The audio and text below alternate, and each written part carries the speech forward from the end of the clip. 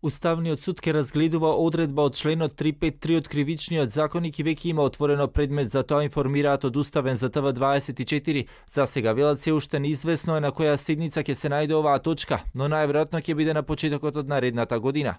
Предметот е оформен и доставен до Уставниот суд. За сега не можеме да дадеме подетални информации ниту на чија иницијатива е, но најверојатно ќе се разгледува кога ќе дојде време.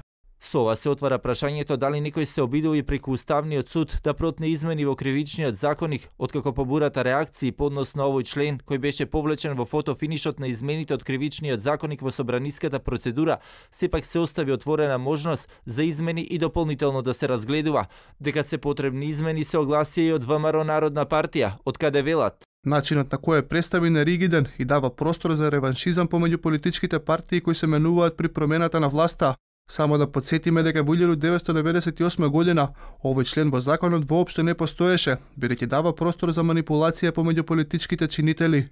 Во меѓувреме од специјалното јавно обвинителство пак се уште не имаат официјален став, но велат наскоро ќе излезат со став и ќе го градат врз основа на консултациите со правните експерти и јавноста. По став 5 од овој член 353 во трезор меѓу обвинетите се Милејана Киевски, Гордана Јанкуловска, Сашо Мјалков, Горан Груевски, Небојша Стајковиќ и Тони Јакимовски.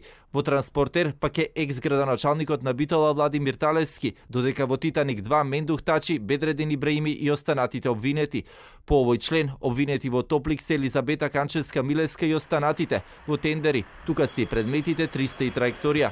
Собранието пак вчера на седница ги изгласа измените од Кривичниот законник кои се однесуваат на членот 275В, кој отвара можност со условни казни да куртулат бизнисменот Сеат Кочан и Василија Вировиќ. На овие измени вчера реагираа и дел од граѓанските организации, побара од претседателот на Собранието и од предлагачите итно да го повлечат предлогот на законот за изменување и дополнување на Кривичниот законник.